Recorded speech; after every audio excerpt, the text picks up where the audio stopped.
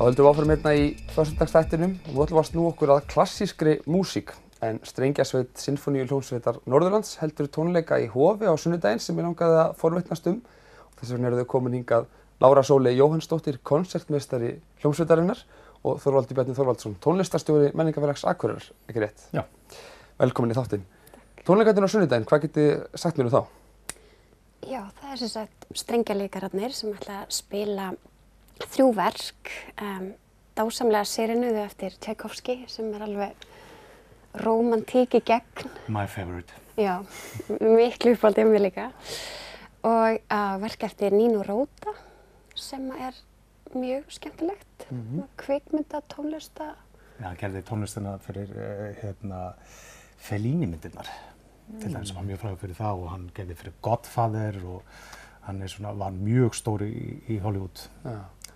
Og svo það Arvo Pärt, já. sem eistneskt tónskáld sem á alveg sérstakann hljóðheim sem enginn nær að snerta á nema hann og alveg ótrúlega fallegur. Hann býr til einhverja svona nýja reglur hvernig hann semur, sem eru mjög strangar, þannig að verkin verða mörg svolítið svona lík, en það skiptir engu máli vegna þess að þau eru svo falleg.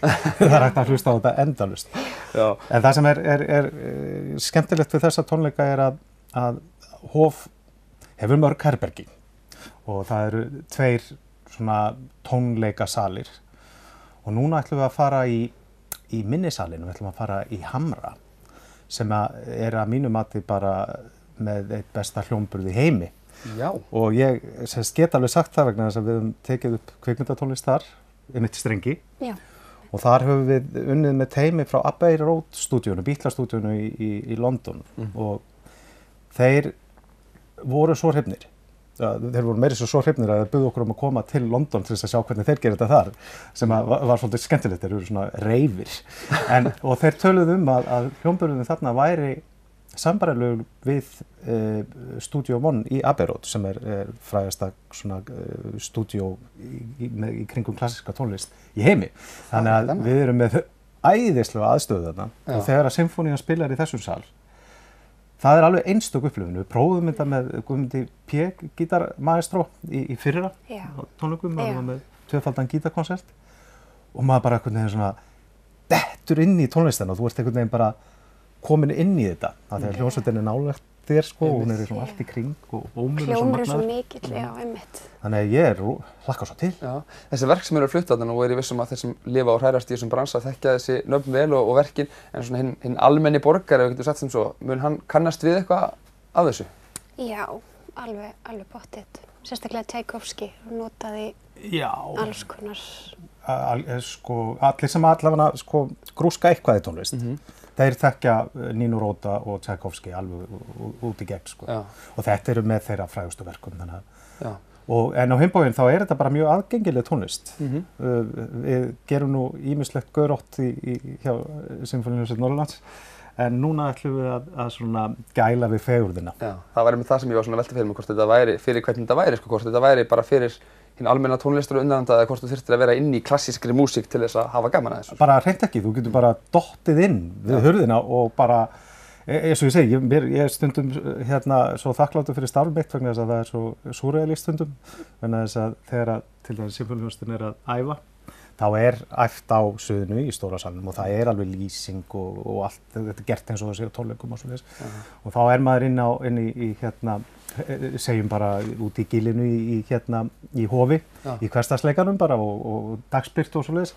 Svo fer maður í gegnum eina hurð, hann myrkur, svo opnar allt inn í þennan ótrúlega rómantíska heim sem þessi sinfóníski heimur Og svo út úr honum aftur, þetta alveg magnað, sko. Já, segið mér aðeins meira frá Sinfóníuhljómsveitinni. Nú þekkja náttúrulega margir hvernig þetta virkar hjá Sinfóníuhljómsveit Íslands. Það fólk í fullu starfi í stórri hljómsveit í Hörpunni. Hvernig þetta hérna? Hversu stórt þetta og hvað þarf maður að gera til að komast inn og slíkt? Það verkefnaráðið hér, þannig að það hljóðfæraleikarar ráðnir fyrir hverja tónleika fyrir sig. Og tónleikarnir náttúrulega líka mjög ólíkum toga. Stundum hljómsveitin mjög stór, stundum fáir. Ég held að allavega fyrir tónlistafólk hérna sem í þessum klassíska spilar þessi hljóðfæri sem tilheyra sinfóníuhljómsveit, þá skiptir þessi hljómsveit gríðarlega miklu máli. og náttúrulega með tilkomu fleiri tónleika og fleiri viðburða og víkkunar á því sem við erum að gera. Þú veist, við höfum líka verið að fara að spila í Hörpu og takast á við ólíkari verkefni. Þá gerir þetta tónlistafólki kleift að tileinka sér það meira bara að starfa sem tónlistamenn. Já. Þú ert afar gott dæmi það. Já. Þannig að það í boði að ef maður nógu góður að maður getur þá starfað við þetta, starfað sem fiðluleikari eða eitthvað í hljómsveit. Þetta alveg fullkomlega professional hljómsveit. Þú þarft að vera búin að klára þitt einleikara próf og allt svoleiðis til þess að geta verið með. Og það kjarni hérna fyrir Norðurland sem svona 20-25 manns, en oft eru verkefni þannig að við þurfum að vera 80 og þá ráðum við einfallega bara þá bestu með okkur.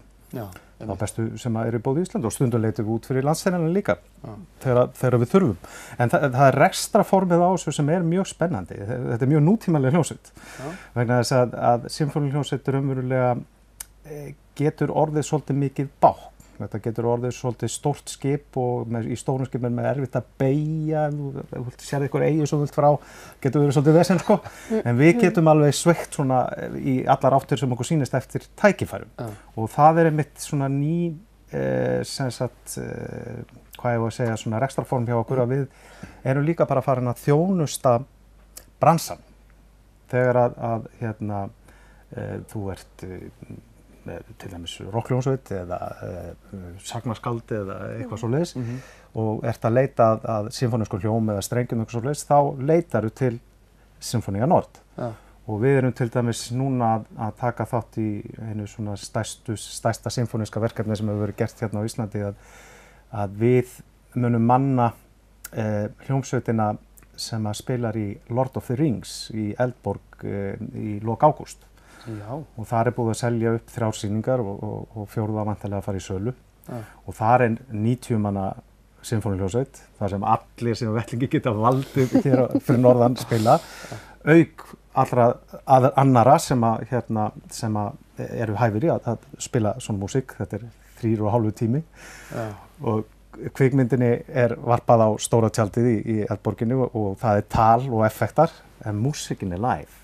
230 manns á sviðinu. Klukkan hvað þetta í Hofi á sunnudag? Klukkan 4. Já, þessi klassíski tími hérna fyrir norðan. Sunnudagur klukkan 4 í Hofi. Akureyringum finnst gott að fara á tónleika eftirmiðdaginn en fara síðan út að borða. Og þetta alveg mjög skemmtilegt form hérna. Þetta svolítið sérstakt. Yfirleitt alls staðar annars staðar í heiminum það klukkan 8. Og nú gefst öllum kostur á að gera það. Já, algjörlega. Þorvaldur og Lára Sóley, takk kærlega fyrir komuna í þáttinn. Og þá ætlum við að skipta aðeins aftur kúrs, eins og ég nefndi í byrjun þá fjölmiðlafræði deild Háskólans á Akureyri og við á N4 í samstarfi. Og þess vegna ætla ég næst að skipta yfir á Ingva Örn sem ætlar að taka viðtal við hann K.A.K. Kíkjum á það.